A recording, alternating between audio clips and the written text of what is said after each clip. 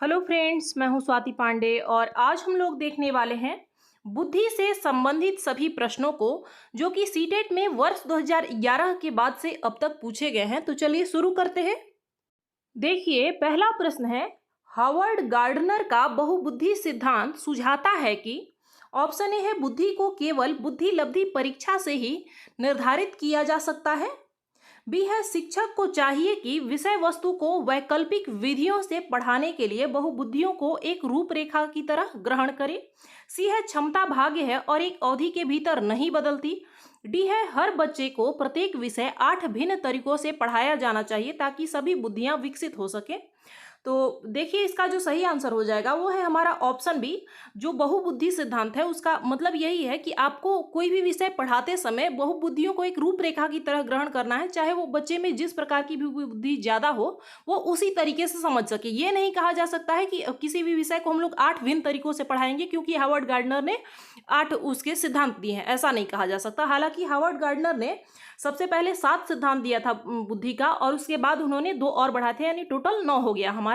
केवल या फिर ही जो शब्द आता है वो हमारा नेगेटिव होता है, तो इस तरीके से यह भी नहीं हो सकता है कि बुद्धि को केवल हम लोग बुद्धि लब्धि परीक्षा से ही निर्धारित करें। आगे देखेंगे। दूसरा प्रश्न है, कक्षा अध्यापक ने राघव को अपनी कक्षा में अपने कीबोर्ड पर स्वयं द्वारा तैयार किया गया मधुर संगीत बजाते हुए देखा।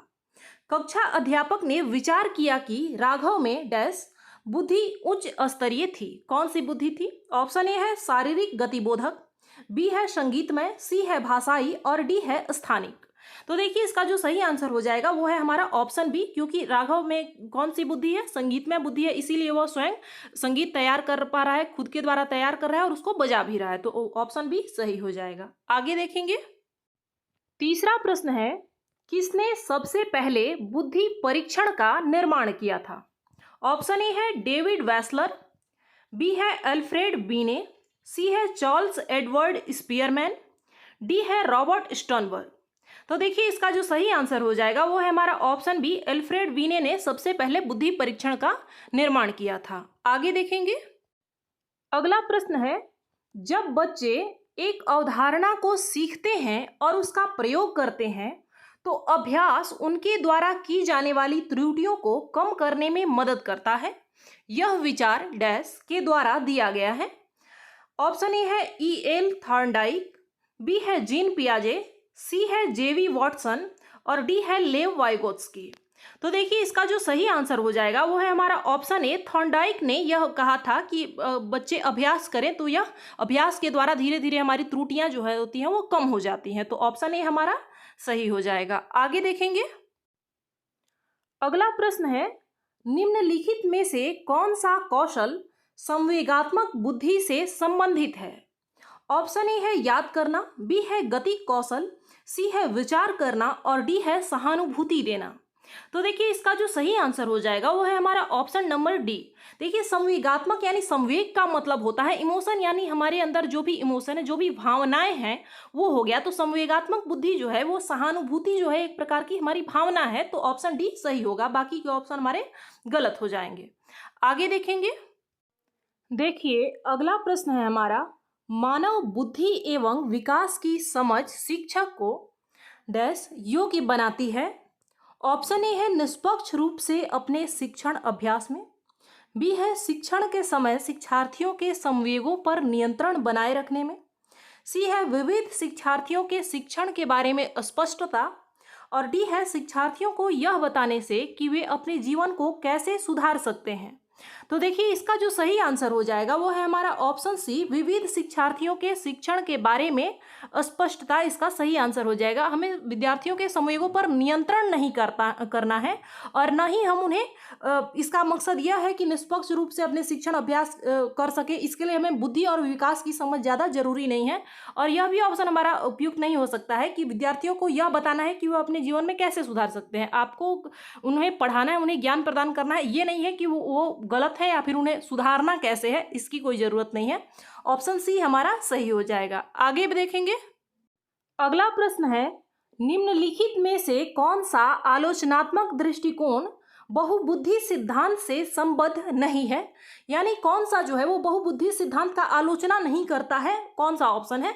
ऑप्शन यह है, यह शोध आधारित नहीं है। बी है, विभिन्न बुद्धियां भिन्न भिन्न विद्यार्थियों के लिए विभिन्न पद्धतियों की मांग करती है। सी है, प्रतिभाशाली विद्यार्थी प्रायः एक क्षेत्र में ही अपनी विशिष्टता प्रदर्शित करते हैं। और डी है, इसका कोई अनुभवात्मक आधार नहीं है। तो देखिए इसका जो सही आंसर हो जाएगा वो है हमारा ऑप्शन नंबर सी। ऐसा नहीं है कि प्रतिभाशाली जो विद्यार्थी हैं, जो गिफ्टेड छात्र हैं, वो केवल एक ही क्षेत्र में अपनी विशिष्टता प्रदर्शित करते हैं। ऐसा नहीं है, वो छात्र सृजनात्मक होते हैं, वो हर क्षेत्र में आगे जाते हैं, ये हम कह सकते हैं। तो ऑप्शन सी हमारा सही हो जाएगा, यानी कि यह बहुबुद्धि सिद्धांत का आलोचना नहीं सही रूप से करता है। बाकी तीन ऑप्शन हमारे सही हैं। आगे देखेंगे। अगला प्रश्न है, हावर्ड गार्डनर का बुद्धि का सिद्धांत डैश पर बल देता है। ऑप्शन ए है, शिक्षार्थियों में अनुबंधित कौशलों। बी है, सामान्य बुद्धि। सी है, विद्यालय में आवश्यक समान योग्यताओं। और डी है, प्रत्येक व्यक्ति की विलक्षण योग्यताओं। तो देखिए हावर्ड गार्डनर ने बहुबुद्धि का सिद्धांत दिया था और इसके माध्यम से उन्होंने प्रत्येक व्यक्ति की अपनी अलग विलक्षण योग्यताओं के बारे में बताया था। तो ऑप्शन डी हमारा सही हो जाएगा। आगे देखेंगे। अगला प्रश्न है, बहुबुद्धि सिद्धांत को वैध नहीं माना जा सकता है क्योंकि। ऑप्शन ए है, विशिष्ट परीक्षणों के अभाव में भिन्न बुद्धियों का मापन संभव नहीं है। बी है, यह सभी 7 बुद्धियों को समान महत्व नहीं देता है। सी है, यह केवल अब्राहम मैस्लो के जीवन भर के सुदृढ़ अनुभवात्मक अध्ययन पर आधारित है। और डी है, यह सर्वाधिक महत्वपूर्ण सामान्य बुद्धि के अनुकूल नहीं है। तो देखिए इसका जो सही आंसर हो जाएगा वो है हमारा ऑप्शन ए, यानी बहुबुद्धि सिद्धांत को वैध क्यों नहीं माना गया, क्योंकि विशिष्ट परीक्षणों के अभाव में जो उन्होंने अलग अलग बुद्धि बताया था 9 प्रकार की, उन बुद्धियों का मापन संभव नहीं है। यह इसका उपयुक्त कारण है। यह नहीं है कि उन्होंने 7 बुद्धि को समान महत्व नहीं दिया या फिर यह केवल अब्राहम मैस्लो के अनुभवात्मक अध्ययन पर आधारित था। और यह भी नहीं कह सकते हैं कि यह इसमें सामान्य बुद्धि के अनुकूल नहीं है। तो ऑप्शन ए हमारा सही हो जाएगा। आगे देखेंगे। अगला और अंतिम प्रश्न है, एक शिक्षिका अपने शिक्षार्थियों की विभिन्न अधिगम शैलियों को संतुष्ट करने के लिए वैविध्यपूर्ण कार्यों का उपयोग करती है, वह डैश से प्रभावित है। ऑप्शन ए है, पियाजे के संज्ञानात्मक विकास के सिद्धांत से। बी है, कोहलबर्ग के नैतिक विकास के सिद्धांत से। और सी है, गार्डनर के बहुबुद्धि सिद्धांत से। और डी है, वाइगोत्स्की के सामाजिक सांस्कृतिक सिद्धांत से। तो देखिए इसका जो सही आंसर हो जाएगा वो है हमारा ऑप्शन सी, गार्डनर के बहुबुद्धि सिद्धांत से। तो आज के लिए बस इतना ही। 10 में से आपका कितना सही आंसर किया आपने, ये हमें कमेंट करके बताएंगे। और मिलते हैं अगली क्लास में। धन्यवाद।